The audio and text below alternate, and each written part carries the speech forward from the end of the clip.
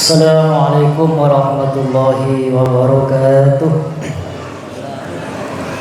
Bismillah, alhamdulillah, wassalatu wassalamu ala rasulillah Sayyidina maulana Muhammad ibn Abdullah wa ala alihi wa sahbihi wa mawala wa la hawla wa la quwwata illa billahil aliyyil azim. Rabbi shrah li sadri wa yassir li amri wahlul 'uqdatam min lisani yafqahu qawli. Amma ba'du. Yang saya muliakan segenap para alim ulama, para dai, para tokoh masyarakat, terutama kepada beliau Kiai Hafiz sebagai Rois Syuriah yang Aceh Pontianak Utara, kemudian Al-Ustaz Hamidin sebagai Ketua Syuriah Pontianak Utara. Ada katib kita juga hadir di sini, beliau Kiai Mas'ud, serta segenap tokoh yang tidak bisa saya sebutkan satu persatu tanpa sedikit pun mengurangi rasa hormat saya kepada teman-teman sekalian. Mudah-mudahan Allah selalu meridhoi setiap langkah kita, mempermudah segala urusan kita, serta dalam urusan apapun mudah-mudahan Allah mempermudah dan memberikan jalan keluar terhadap setiap masalah yang kita hadapi. Yang saya hormati segenap tamu undangan, bapak-bapak, ibu-ibu yang alhamdulillah pada malam hari ini berkenan hadir pada malam hari ini, yakni acara Lailatul Ijtimah dan Istighotsah keluarga besar Nahdlatul Ulama sekecamatan Pontianak Utara. Sebelumnya saya mohon maaf yang sebesar-besarnya saya ditugaskan oleh Rois Syuriah, kemudian Tanfidiyah Kiai Hafid dan Ustaz Kholi menugaskan saya pada malam hari ini untuk menyampaikan, berbicara tentang keilmuan.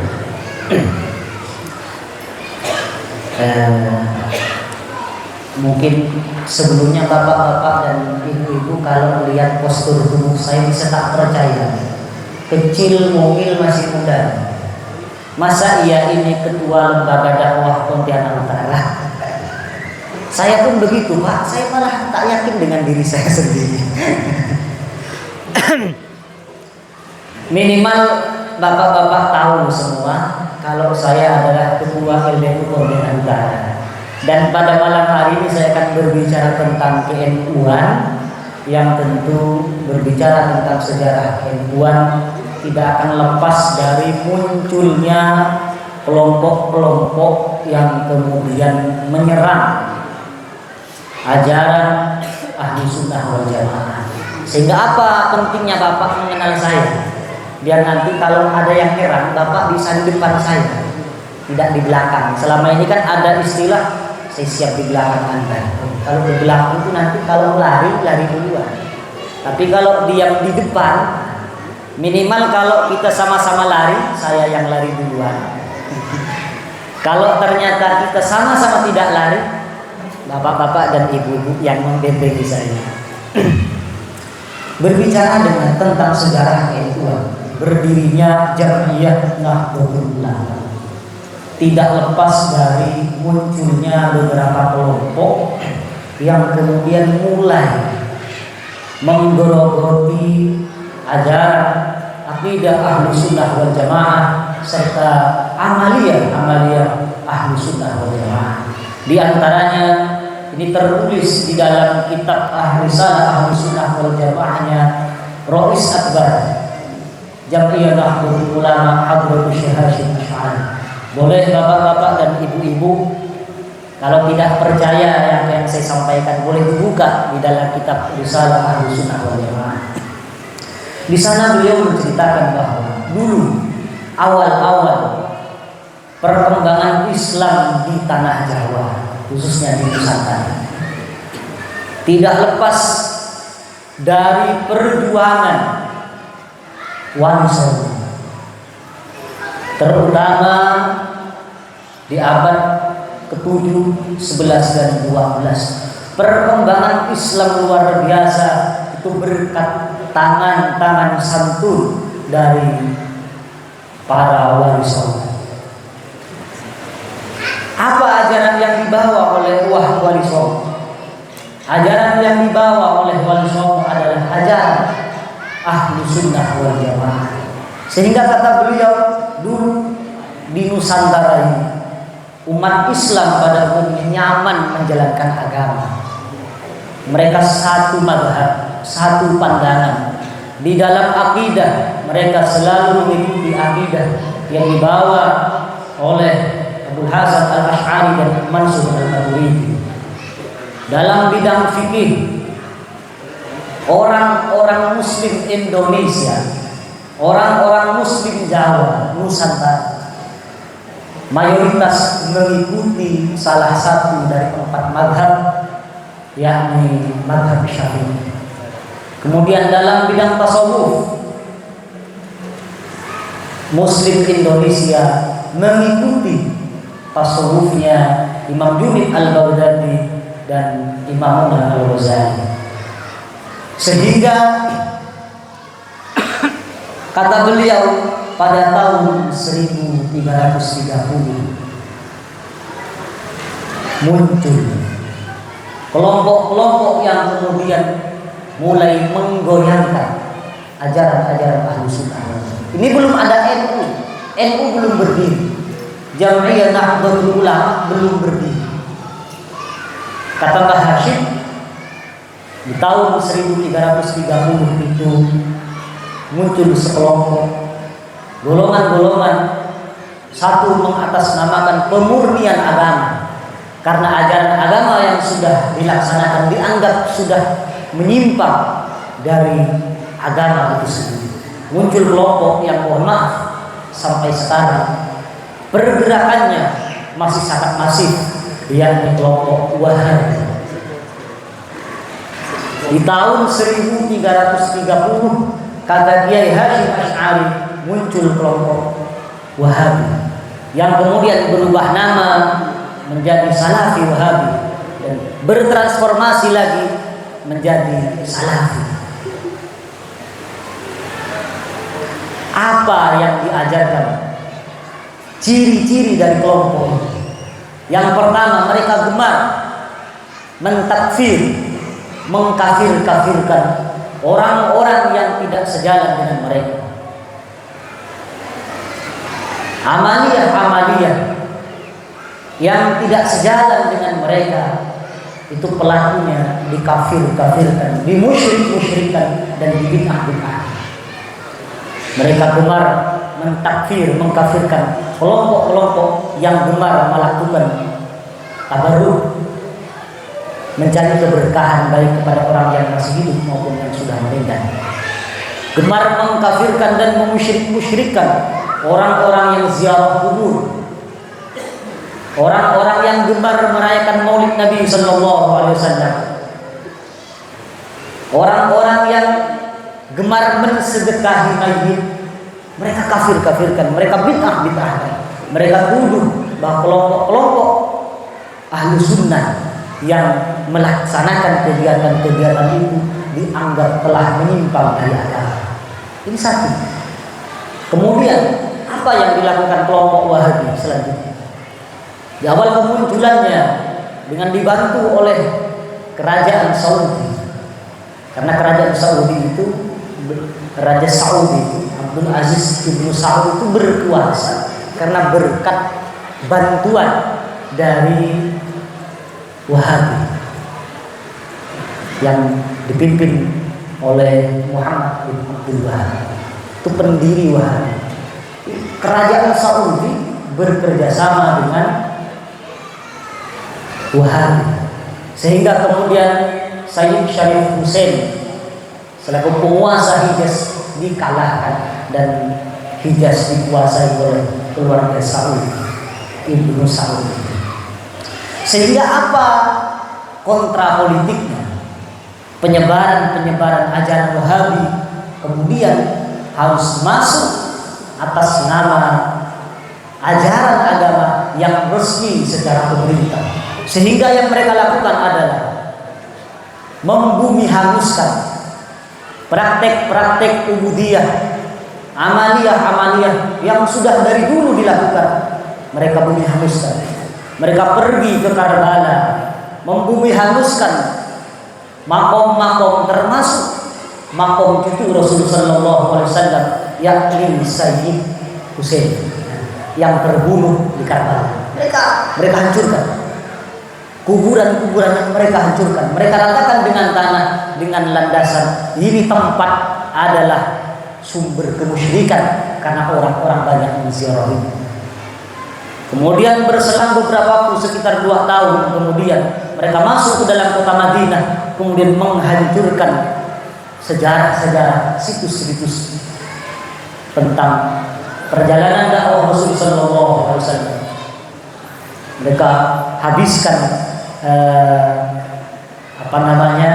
situs-situs, misalnya kubah-kubah, rumah-rumah para sahabat seperti sahabat Abu Bakar As-Siddiq, Sayyidah Khadijah, kemudian tempat lahir Rasulullah SAW juga mereka hanguskan.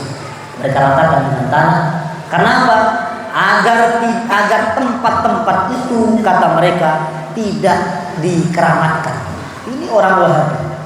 Mereka tidak percaya dengan barokah. Orang ahli sunnah wal jamaah percaya sekali dengan barokah. Masuk ke kota Mekah, kemudian mereka merusak kiswah Ka'bah. Kiswah yang menutupi Ka'bah itu kan terbuat dari sutra. Itu pernah dirusak oleh Wahabi. Dan masih banyak yang lain. Mereka menghancurkan pemakaman para sahabat di Baqi, di Ma'la, di Mekah. Mereka hancurkan semua.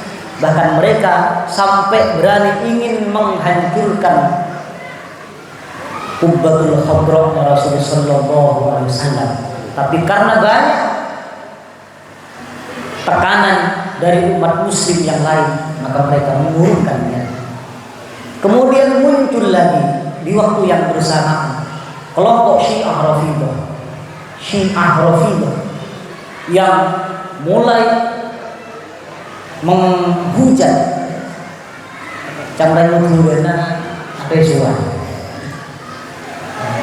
menghujat sahabat-sahabat Nabi sallallahu alaihi wasallam, terutama sahabat Abu Bakar As-Siddiq, Umar bin Khattab, Sayyidina Utsman, kemudian Sayyidah Aisyah radhiyallahu taala.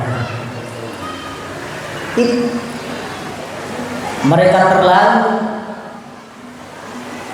mengagungkan sahabat Sayyidina Ali karramallahu wajhah dan ahli bait, tapi menghujat dan berkata-kata yang tak pantas kepada sahabat-sahabat yang lain. Muncul juga keyakinan kerohanian. Dulu kata beliau, artinya kita jangan heran kalau misalnya sekarang ada kelompok yang mengatakan kalau sudah sampai ke dalam tingkatan ma'rifatullah, mahabbah, kesucian hati, tak perlu sholat, tak perlu puasa, tak perlu, cukup pakai amalan hati, yakni tafakkur ilallah. Ini kata beliau Kiai Hasyim Asy'ari sudah muncul dulu di tahun 1330-an. Muncul orang yang kemudian sudah mencapai tingkatan mahabbah dan kemurnian hati, dia terbebas dari amaliyah lahir. Maka dari bermunculannya gerakan-gerakan yang tadi saya sebutkan, maka timbul keresahan dari para ulama yang ada di pondok-pondok pesantren yang menganut paham ahlu sunnah wal jamaah. Maka kemudian ada inisiatif dari para ulama untuk kemudian membentuk sebuah jam'iyah Nahdlatul Ulama. Artinya Nahdlatul Ulama ini awal mula ingin dibentuk karena kekhawatiran ajaran-ajaran yang sudah mengakar di dalam tubuh ahlu sunnah wal jamaah kemudian akan digerogoti dan hilang oleh kelompok-kelompok yang mudah mengkafir-kafirkan dan membid'ah-bid'ahkan ahlu sunnah wal jamaah. Itu sejarah. Cerita kenapa kemudian para ulama ingin membuat Jam'iyah Nahdlatul Ulama. Maka di pertengahan Januari 1926, Kiai Haji Wahab Hasbullah dengan restu Hadratus Syekh Hasyim Asy'ari mengundang 15 ulama besar setanah Jawa untuk kemudian ikut membentuk kepanitiaan Komite Hijaz. Untuk membentuk kepanitiaan Komite Hijaz. Kemudian terbentuk Komite Hijaz. Dalam agenda besar yang pertama adalah mengutus delegasi ulama Islam Indonesia yang diketuai oleh Kiai pesantren untuk hadir di muktamar Islam sedunia di Mekah. Tujuannya untuk apa? Memperjuangkan ajaran-ajaran akidah Ahlussunnah wal Jamaah yang sudah direncanakan oleh kerajaan Saudi waktu itu dengan Muhammad bin Abdul Wahab untuk menghilangkan praktek-praktek ibadah ala madhabil imam al-arba'ah, ala madhabil arba'ah. Mereka ingin menghapuskan praktek-praktek ibadah yang sesuai dengan madhab 4. Maka Komite Hijaz yang dibentuk oleh Kiai Haji Wahab Hasbullah dengan restu Kiai Haji Hasyim Asy'ari itu kemudian mengutus delegasi untuk mewakili Islam ala pesantren Nusantara untuk memperjuangkan itu semua. Yang kedua adalah membentuk Jam'iyah Nahdlatul Ulama. Nahdlatul Ulama dibentuk karena tujuan utama dan tujuan besarnya membentengi kita agar kemudian kita bisa nyaman, tidak ada yang mengganggu amaliyah yang kita lakukan. Belum lagi sejarah tentang berdirinya Nahdlatul Ulama melalui kisah yang disampaikan oleh Kiai As'ad Syamsul Arifin. Cuma karena rois kita Kiai Hafiz Zuhdi ini adalah santri dari pondok pesantren Salafiyah Syafi'iyah Sukoharjo yang diasuh oleh Kiai As'ad Syamsul Arifin sendiri, adalah tentu lebih paham dengan cerita di mana Kiai As'ad Syamsul Arifin menjadi wasilah antara Kiai Khalil Bangkalan dengan Kiai Hasyim Asy'ari yang mengantarkan tongkat dan tasbih. Ini asal inilah yang kemudian ini asal mula berdirinya Nahdlatul Ulama. Kita perlu khawatir dan perlu perhatian kepada sekeliling kita. Mungkin bapak-bapak, ibu-ibu akan bertanya, apa sih pentingnya Jam'iyah Nahdlatul Ulama? Apa pentingnya membuat sebuah organisasi Nahdlatul Ulama? Jangan lupa bahwa Sayyidina Ali karramallahu wajhah pernah mengatakan bahwa annal haqqa yad'ufu bil ikhtilaf wal iftiraq. Kebenaran itu bisa lemah sebab ketidakkompakan dan ketidakbersatuan.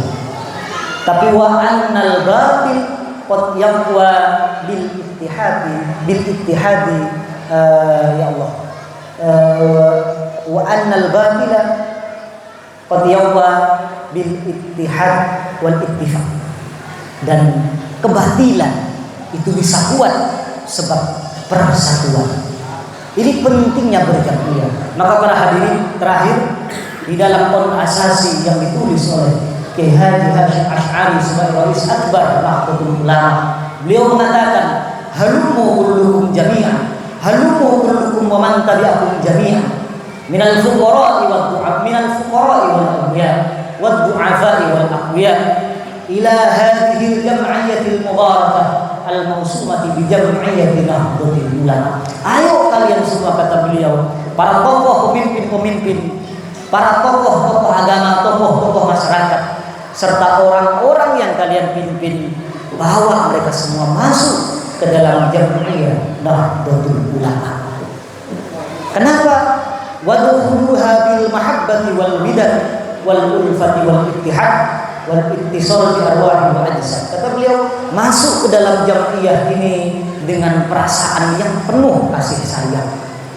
Masuk ke dalam jam'iyah ini dengan tekad utama persatuan dan menyatukan komitmen dan jiwa raga di ittisal bi arwah wa ajsad. Jiwa raga kita harus kita samakan. Kita samakan persepsi. Masuk ke dalam jam'iyah tujuannya tidak lain dan tidak bukan untuk membentengi, menjaga dan melestarikan ajaran akidah ahlu sunnah dan amaliyah-amaliyah yang sudah kita laksanakan. Kemudian fa'innaha jam'iyatu adlin wa aman. Kita jangan ragu masuk ke dalam jam'iyah Nahdlatul Ulama, sebab jam'iyah Nahdlatul Ulama adalah jam'iyah yang adil. Wa islahi wa ihsan, jam'iyah yang tujuan didirikannya, dibentuknya untuk melakukan perbaikan-perbaikan dan santunan-santunan. Kemudian wa innaha qulwatun bi afwahil akhyar wa uswatun ala walasin asyrar. Jam'iyah yang dibangun, yang dibentuk oleh para kiai, para ulama ini akan terasa manis di mulut orang-orang baik, tapi dia akan terasa pahit di tenggorokan orang-orang yang buruk. Ini kata beliau. Terakhir beliau melanjutkan dengan sebuah hadis. Idza dhaharatil fitan wal bid'ah wa subba ashabi falyadhhab al-'alim 'ilmahu faman lam ya'mal dzal fa'alaihi la'natullah wal malaikati wan nasi ajma'in.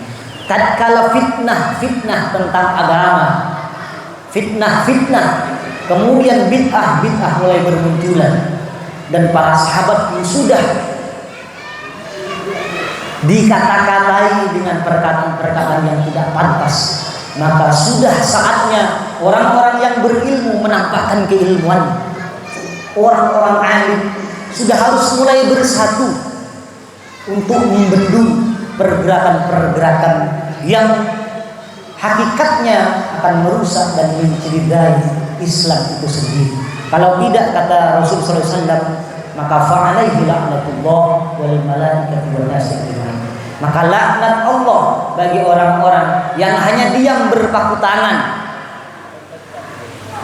tidak berusaha berjuang untuk memangkal dan menahan fitnah-fitnah dan bid'ah-bid'ah ini, maka baginya laknat Allah, para malaikat dan manusia seutuhnya. Ini yang bisa saya sampaikan. Mudah-mudahan ini bermanfaat. Mudah-mudahan ini bermanfaat karena ini awal tentu untuk menceritakan semuanya tentang suluk sejarah pembentukan Jam'iyah Nahdlatul Ulama. Waktunya tidak cukup. Terakhir, kenapa kelompok atau Jam'iyah ini diberi nama Nahdlatul Ulama? Suatu ketika Kiai Hasyim Asy'ari pernah bertanya kepada yang memberi nama, karena Jam'iyah ini diberi nama oleh Kiai Haji Mas Ali Abdul Aziz dengan nama Nahdlatul Ulama. Hadratus Syekh Hasyim Asy'ari bertanya, kenapa namanya kok Nahdlatul Ulama, Kiai? Maka Kiai Haji Mas Ali menjawab, sebab tidak semua ulama punya hati Nahdlatul. Tidak semua ulama punya hati, punya komitmen untuk bangkit. Banyak para kiai pondok-pondok pesantren yang hanya diam di pondok-pondok pesantren dan dia tidak menghiraukan, tidak perhatian terhadap gejolak-gejolak serta gangguan-gangguan amaliyah-amaliyah yang ada di sekitar mereka. Maka kata Kiai Haji Mas Ali, ulama-ulama yang ada di dalam Jam'iyah ini adalah mereka yang memiliki semangat untuk bangkit. Mungkin hanya ini yang bisa saya sampaikan, kurang dan lebihnya saya mohon maaf. Wabillahi taufiq wal hidayah. Wassalamualaikum warahmatullahi wabarakatuh.